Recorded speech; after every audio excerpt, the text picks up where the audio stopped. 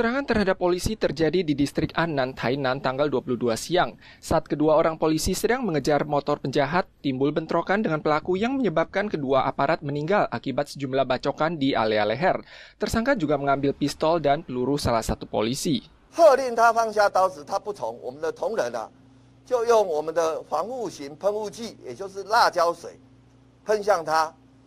那嫌犯的眼睛因为辣椒水的刺激，一时疯狂的就扑向我们同仁。 Pihak kepolisian mengerahkan seluruh unit untuk mengejar buronan dan mendapat kabar bahwa tersangka bermarga Lin hendak naik bus dari Kaohsiung ke utara. Kepala Badan Kepolisian Nasional terjun langsung untuk memimpin tim dan meringkus tersangka tanggal 23 subuh pukul 4 lewat. Pertama-tama tersangka mengendarai motor curian ke SMA Hucheng untuk dibuang, kemudian naik taksi dan bus ke stasiun kereta. Setelah naik kereta ke Xinying, ia juga mencuri motor dan merampok tos serba dengan pistol serta mengemudi mobil berplat putih ke Kaohsiung dan naik bus ke Hsinchu. Ia menggunakan total 6 jenis alat transportasi. Tersangka Lin adalah narapidana penjara Mingte yang diizinkan menjenguk keluarga karena memenuhi syarat. Setelah keluar tanggal 13, ia tidak kembali lagi pada tanggal 15 pukul 2 sore. Berkasnya dikirim ke kantor kejaksaan Tainan. Pendapatan rendah dan tekanan ekonomi menyebabkan kaula muda tak berani memiliki anak. Menurut estimasi NDC, tingkat natalitas diperkirakan menurun menjadi 0,89 orang tahun ini, terendah dalam sejarah. Jumlah natalitas sekitar 130.000 hingga 140.000 orang, turun 10.000 hingga 20.000 orang dibandingkan tahun lalu. Proporsi populasi manula diperkirakan akan melebihi 20% pada tahun 2025, sehingga memasuki masyarakat lansia.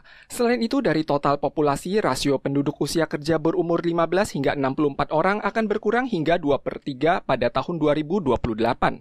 有些外劳其实他们非常的优秀，让他们可以就是留下来，然后为我们所用，也变成我们的移民。 Menghadapi penurunan angka kelahiran dan populasi yang menua, Kementerian Kesehatan dan Kesejahteraan berencana memberikan subsidi persalinan dan menarik bakat tingkat menengah dan tinggi untuk sektor yang kekurangan tenaga kerja untuk menanggulangi krisis populasi. 人口结构的改变之后，会产生一个结果，就是以后缴税人会越来越少，所以这些老人福利的需求会越来越大。我觉得最大的问题会争取到我们的政府的财政跟整个政府资源的配置问题。 Mulai tahun 2060, jumlah anak kecil dan manula akan melampaui jumlah warga usia kerja dengan rasio 1:100 orang yang diasuh.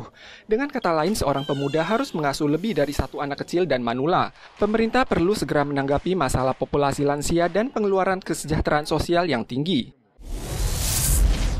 Taiwan melaporkan 26.095 kasus lokal dan 16 kasus meninggal pada 23 Agustus. Mengantisipasi dimulainya sekolah bulan September, CCC mengumumkan akan menyesuaikan jumlah kedatangan PPLN dari 40.000 orang menjadi 50.000 orang per minggu. Total kasus per minggu tertinggi pada tahun ini berada pada minggu tanggal 22 Mei, mencapai lebih dari 571.000 kasus. Kasus kemudian menurun pada 11 pekan berikutnya. Namun kasus total minggu lalu mencapai 152.000 kasus, naik 2,9% dibandingkan minggu sebelumnya, yang berarti situasi pandemi kembali bergejolak. Kementerian Pendidikan akan mengadopsi protokol pandemi baru mulai 12 September tanpa penerapan liburan. Siswa yang terdiagnosis positif akan menjalani karantina rumah selama 7 hari. Siswa baru diizinkan bersekolah setelah masa karantina berakhir dan gejala tidak terdeteksi lagi. Guru dan teman sekelas juga dapat melanjutkan aktivitas bila hasil tes rapidnya negatif.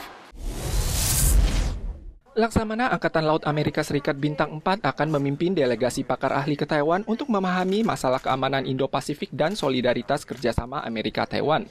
Terkait latihan militer Tiongkok terhadap Taiwan, peluncuran rudal Tongfong yang jatuh di zona ekonomi eksklusif Jepang, Kementerian Luar Negeri Amerika menyatakan mengantisipasi upaya Tiongkok untuk merusak stabilitas regional dan status quo, Amerika akan membahas situasi di Selat Taiwan dengan Jepang dan Korea Selatan dalam waktu dekat. Ketua Parlemen Jepang tiba di Taiwan untuk bertemu dengan Presiden Tsai Ing-wen dan mengutip prinsip mantan PM Shinzo Abe bahwa bila Taiwan menghadapi masalah, maka Jepang juga demikian.